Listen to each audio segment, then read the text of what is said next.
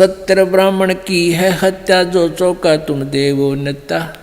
परमात्मा ने कहा कि जो तूने यहाँ ये जगह लीप के गोबर के साथ, गारा के साथ, और इतना स्वच्छ किया स्थान जहाँ तूने खाना बनाना है और बैठ के पूजा कर रहा था, तो तुम प्रतिदिन चूल्हा लीपते हो ना, चौका लीपते हो, चूल्हा लीप लाप का भोजन बनाते हो, या घर में घर को लीपते हो। साल पहले कच्चे होया करते फर्श, और वर्तमान में पक्के फर्शों पर भी पोछा लगाते हैं, फिनाइल फिकर, इनमें भी पाप होते हैं। तो क्या बताते हैं, सत्तर ब्राह्मण की है हत्या, जो चौका तुम देव नित्या।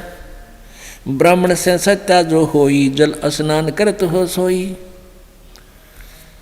एक लोटे में पानी भर रखा था धर्मदास जी ने, और उस तालाब का जिसमें वो तीर्थ मान रहा था, जिसमें नहाने से मोक्ष मानता था, और उसी जल को भर के बाहर लाके लोटा रखा हुआ था।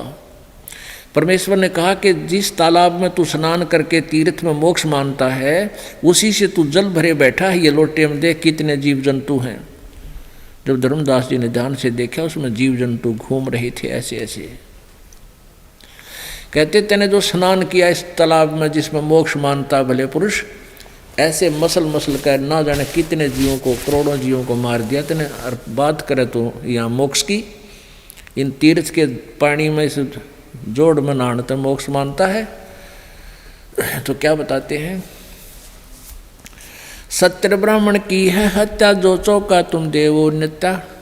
ब्राह्मण से सत्या जो होई, जल स्नान करत हो सोई। जिस तालाब में तू मोक्ष मानने के लिए नहान आया है जोड़ में, इसमें 1000 ब्राह्मण की हत्या। ब्राह्मण माने भक्त। वैसे तो किसी भी आदमी को मारे या जीव हिंसा कोई प्राणी पशु की करता है, वो भी महापाप है, वो भी पाप है, अपराध है। लेकिन भगत को मारना महाअपराध है, क्योंकि भगत किसी को सेध्या नहीं करे। और निकम्मी आत्मा उनको कोई वाद विवाद करके आप ही दुखी हो करके अपने अज्ञान से उनको हानि कर देते, मार देते थे।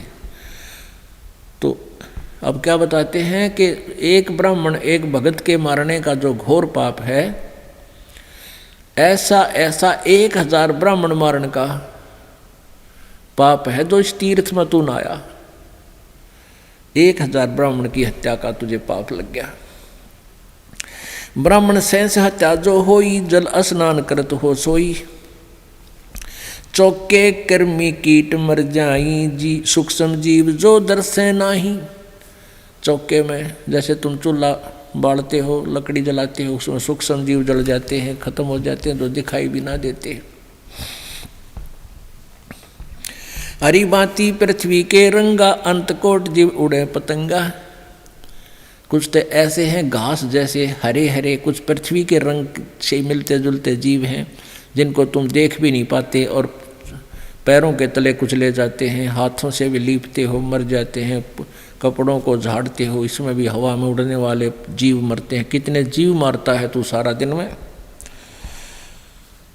हरि भांति पृथ्वी के रंगा, अंतकोट जीव उड़े पतंगा। तारक मंत्र कोट जपाई, वह जीव हंसा उतरे नाही। चाहे कितने तुम कितने पार होने के मंत्र जप करें जाइए, ये जीव हिंसा नहीं उतरे जो तुम मंत्र ले रहे हो। इनसे पाप नहीं कटेंगे। फिर क्या बताते हैं, परमात्मा ने पूछा कि कहाँ से चल कर आए हो तुम। बांधवगढ़ से। धर्मदास जी ने कहा बांधवगढ़ कितनी दूरी पर है, यहाँ मथुरा से 800 किलोमीटर, 750 किलोमीटर। तो 750 किलोमीटर पैदल चल कर आए हो। कहाँ पैदल चल के आया, तो पैरों के नीचे कितने जीव मार दिए तूने वहाँ से लेकर यहाँ तक। और इस तालाब में नहाने का तो एक भी पुण्य कोई ना, इसमें नहाया जब कितने जीव हिंसा कर दी। अब तीर्थ में स्नान करने का तो एक भी पुण्य कोई ना, और पाप कर दिए मालगाड़ी में ना चले।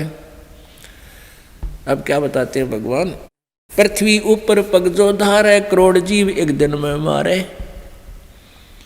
करे आरती संजम सेवा, या अपराध ना उतरे देवा।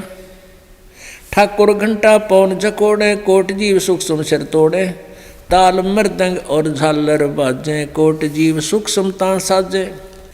अब क्या बताते हैं कि तुम ये सारी बता दी कि इन सब में ही पाप होते हैं, जीव हिंसा होती है जिनको तुम देख नहीं पा रहे, और तुम केवल एक ही बात देख रहे हो को जो जीव हिंसा करते हैं, मांस खाते हैं, वो पापी हैं। परमात्मा ने कहा पापी तो हैं वो, लेकिन पापी तुम भी हो।